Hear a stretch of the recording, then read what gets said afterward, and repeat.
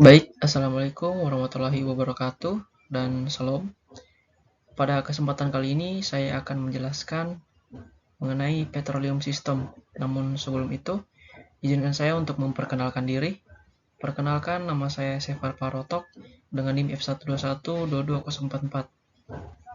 Dengan dosen kita atau dosen pengampu saya, yaitu Ibu Deno Ambar Arum STMT. Tugas ini diberikan kepada dosen kami sebagai syarat untuk lulus dalam mata kuliah Geologi Migas Minyak dan Gas Bumi. Sebagai pendahuluan, petroleum system adalah konsep fundamental dalam eksplorasi migas yang menjelaskan bagaimana hidrokarbon terbentuk, bermigrasi, terakumulasi, dan terperangkap di dalam bumi. Sistem ini mencakup 5 elemen utama. Yang pertama, source rock atau batuan induk, migration hidrokarbon, lalu ada reservoir rock, lalu shale rock, dan trap atau perangkap hidrokarbon.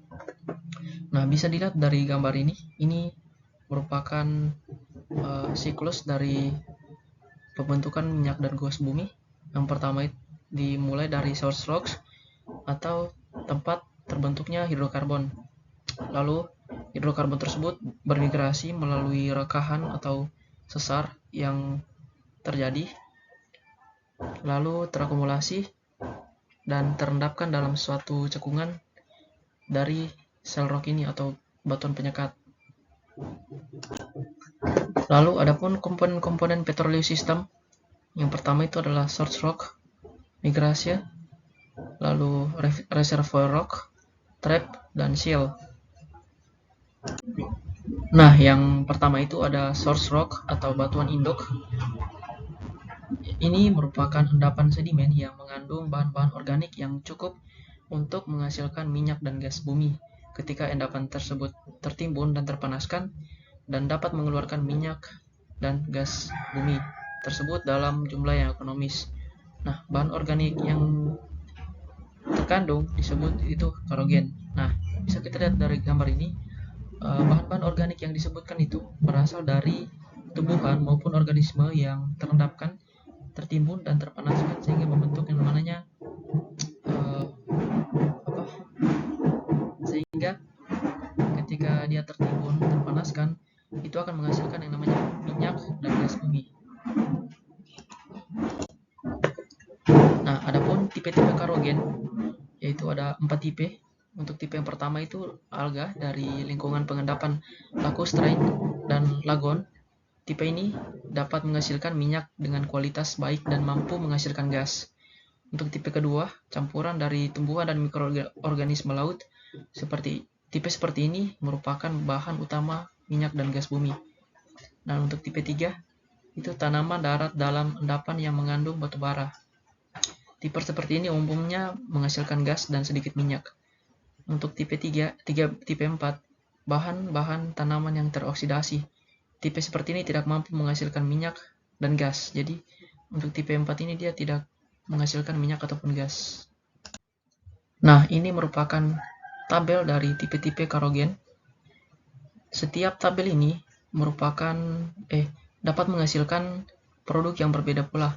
Mulai dari tipe 1 yang dapat menghasilkan oli atau minyak. Lalu tipe yang kedua, tipe 2 dan 3 itu menghasilkan minyak dan gas. Lalu tipe yang keempat ini dia tidak menghasilkan minyak ataupun gas. Nah, yang kedua adalah migrasi hidrokarbon. Migrasi adalah proses perpindahan hidrokarbon secara alami dari batuan induk ke batuan reservoir. Yang diperlukan adalah adanya waktu migrasi yang tepat. Karena apabila waktu migrasi tidak tepat dalam suatu petroleum system, maka tidak akan ada akumulasi hidrokarbon dalam suatu reservoir. Nah, dalam migrasi hidrokarbon itu dibagi menjadi dua. Yang pertama itu migrasi primer dan migrasi sekunder. Migrasi primer itu pergerakan hidrokarbon dari batuan sumber ke batuan yang lebih permeabel akibat dari tekanan dan panas. Nah, hidrokarbon ini bergerak melalui rekahan ataupun pori batuan hingga mencapai batuan yang dapat menampungnya. Nah, sedangkan untuk migrasi sekunder itu terjadi setelah hidrokarbon keluar dari batuan sumber, lalu bergerak menuju batuan reservoir dengan permeabilitas tinggi, dan terperangkap dalam struktur jebakan, seperti lapisan kedap air yang mencegah kebocoran ke permukaan. Lalu yang ketiga, itu reservoir rock, adalah wadah di bawah permukaan bumi yang mengandung minyak dan gas. Itu Kusuma Dinata 1980, yang dimana batuan tersebut harus memiliki porositas sebagai penyimpan hidrokarbon dan permeabilitas sebagai tempat mengalirnya hidrokarbon.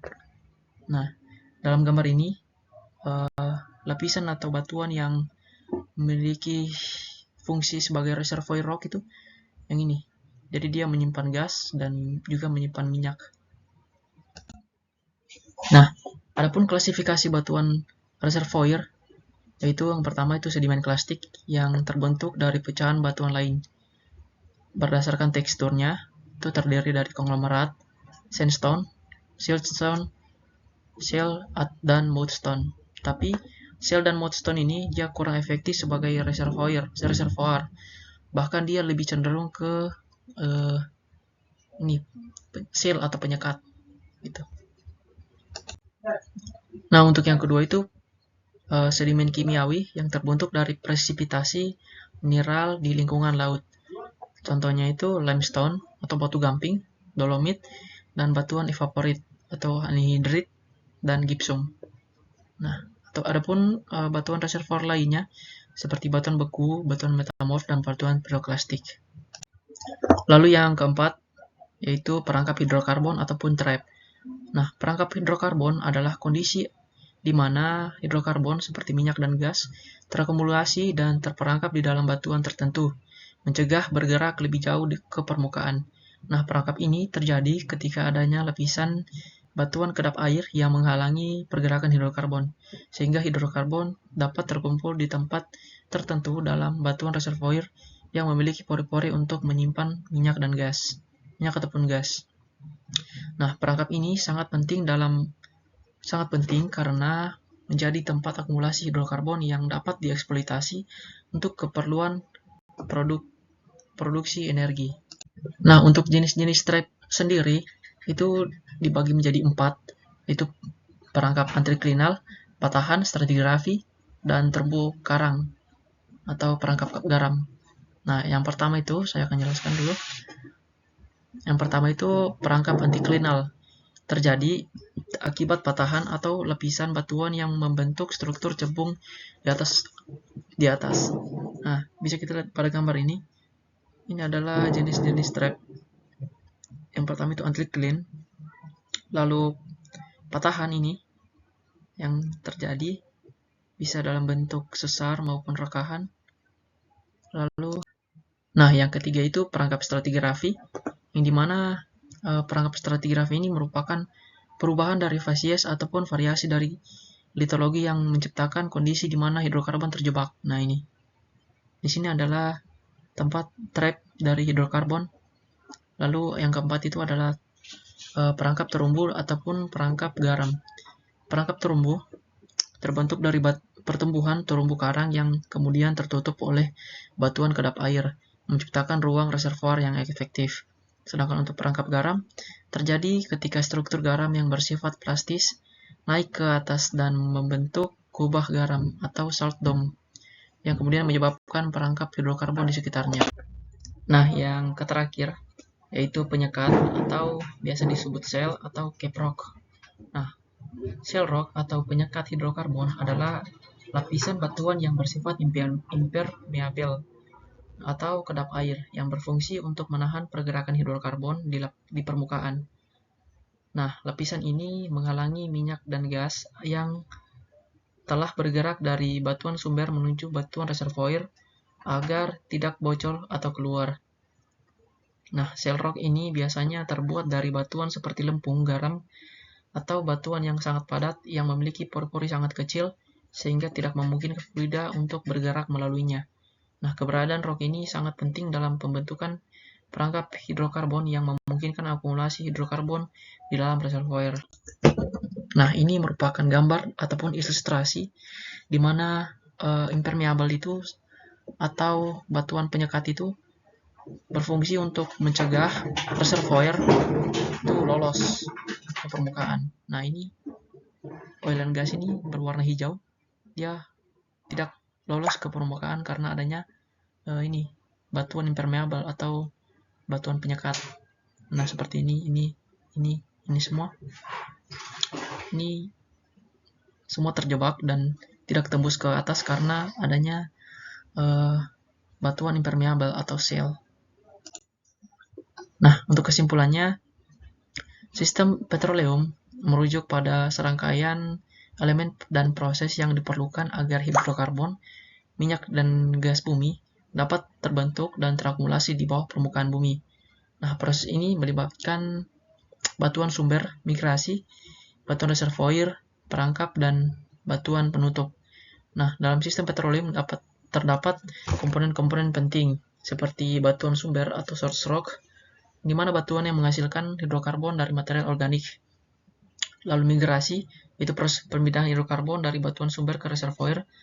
Lalu batuan reservoir, yaitu batuan yang menyimpan hidrokarbon. Lalu perangkap, itu struktur yang menghalangi pergerakan hidrokarbon sehingga terakumulasi. Dan yang terakhir itu adalah cap rock, yaitu batuan yang menahan hidrokarbon agar tidak keluar dari reservoir.